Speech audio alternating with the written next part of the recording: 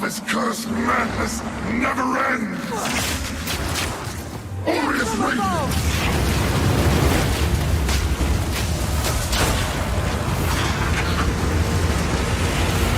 Well, he's down! Chaotic power!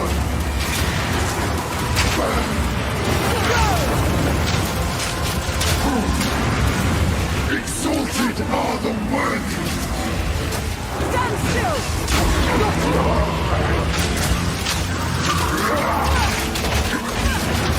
Behold! True power! Aureus radiant!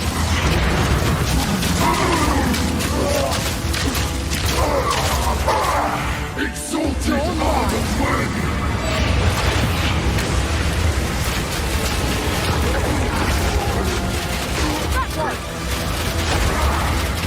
Chaotic power!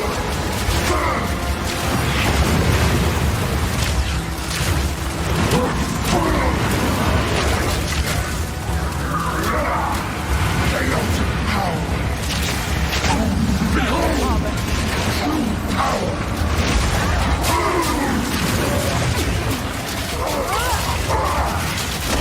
Exalted are the worthy! Deadly aim! Ha-ha!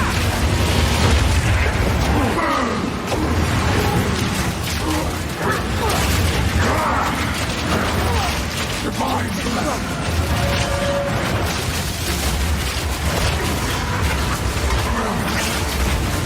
True power!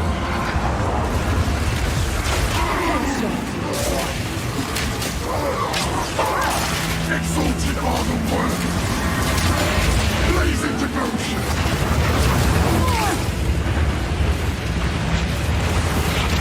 Exalted are the worthy! Aurea! I have found your next murderer! Kill swiftly and move on. This is how you survive.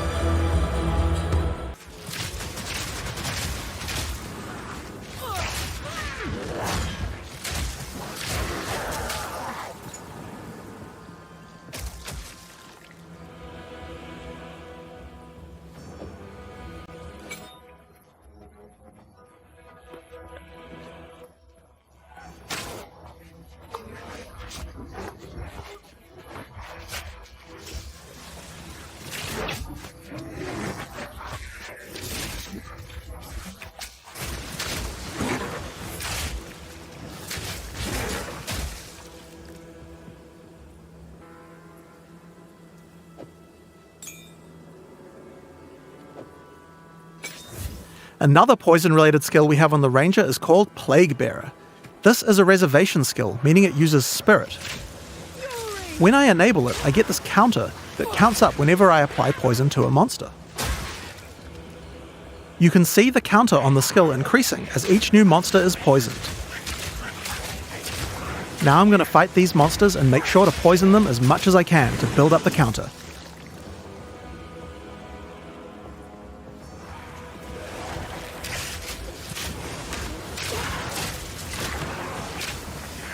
It does take quite a while to get the counter up to 100%, but it's worth it. Whenever I choose, I can unleash the poison in a big explosion around my character, dealing a large amount of damage.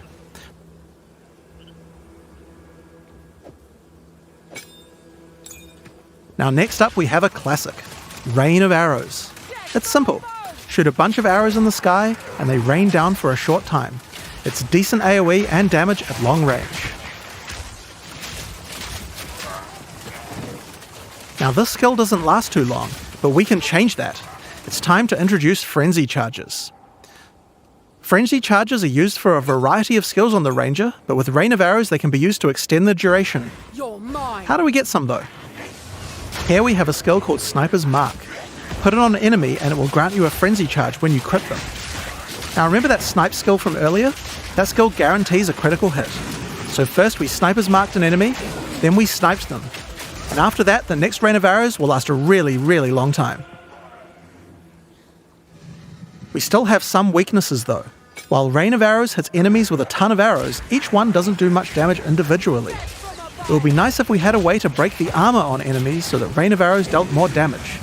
Thankfully, we have this Corrode Armor support gem, and we can put it on our Gas Cloud arrow. Corrode Armor causes poison to erode the armor on targets until it's all gone. This will significantly increase the damage that Rain of Arrows does against armored targets. Oh yeah, and one more thing about gas clouds. They can be detonated with explosions. I have an explosive arrow here. Let's check it out. Still.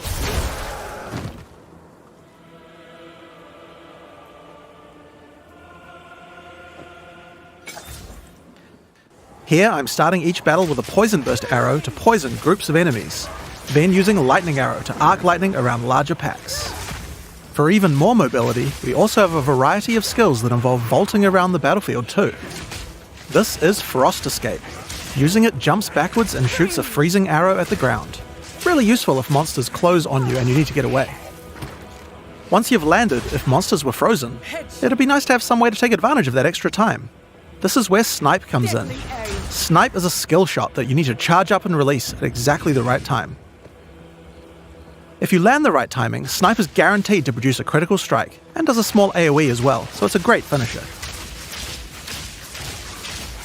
You can also move while shooting arrow rain skills too. This skill is Lightning Rod.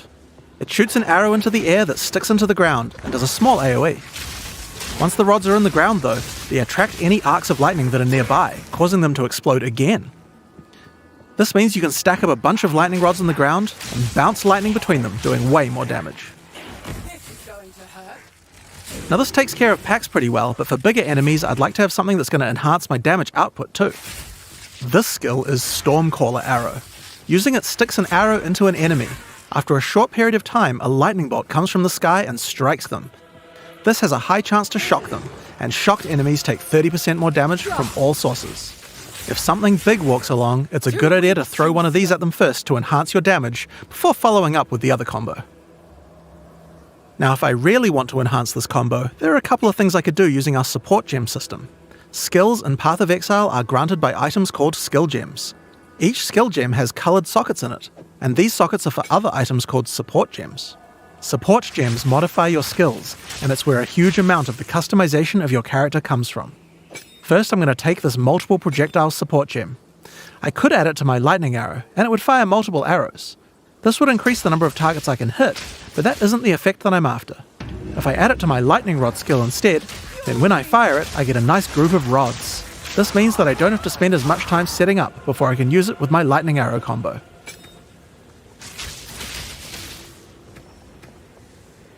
I might also add faster projectiles to make the lightning rods land faster too. Now next up I'm going to grab this chain support gem. Chaining causes many effects to repeat on new targets when you hit them. If I add it to my lightning arrow, it will cause the arcs that come out of lightning arrow to strike even more targets, rippling along my line of lightning rods for huge amounts of damage.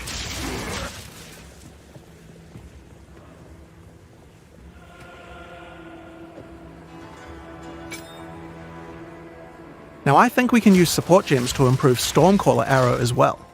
Let's start simple. I'm going to chuck less duration on here. This will cause the lightning from the sky to strike a bit faster. Next up we have a support called Shock Proliferation. This support makes it so that any enemies shocked by the skill will also have the shock jump to nearby enemies, meaning they'll take the extra damage as well.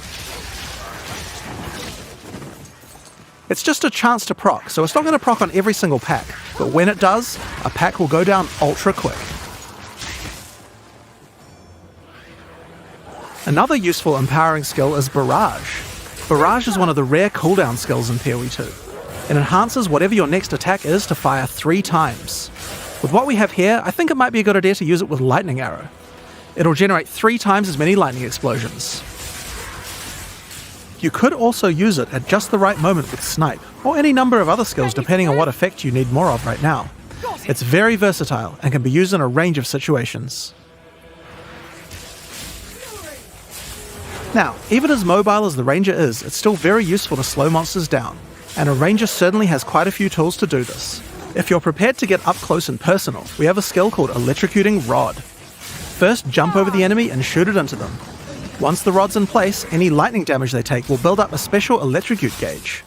Once the gauge is full, the monster is totally suppressed, allowing you to kill them easily. Now sometimes when you use Electrocuting Rod, the enemy dies before you get a chance to electrocute them. I think there's another support gem I could add to my lightning arrow to fix this problem. Neural Overload will make it easier to electrocute enemies.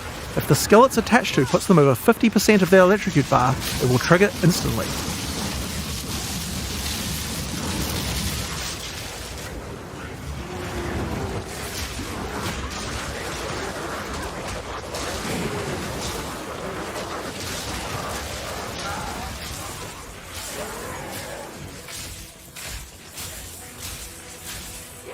Now this skill works really well for suppressing a single large enemy, but I'd like to improve my crowd control ability for groups as well.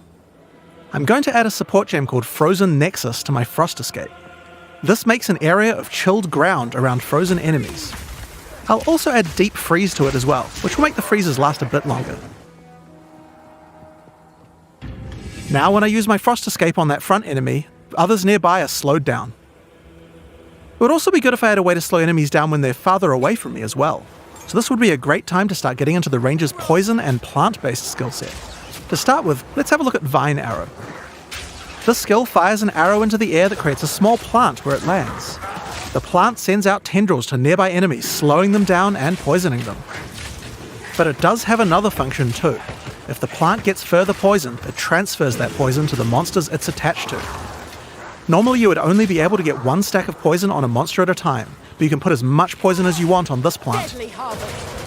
You could just use the plant to slow monsters down and not worry about the poison part, but if you want to go all in on poison, this is the way to do it.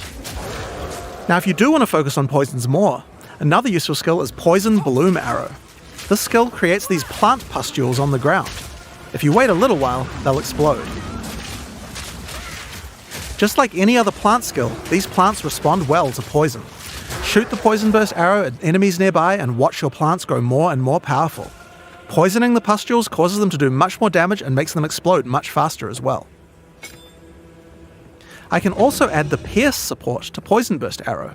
Doing this will mean I get multiple poison bursts as it goes through each monster.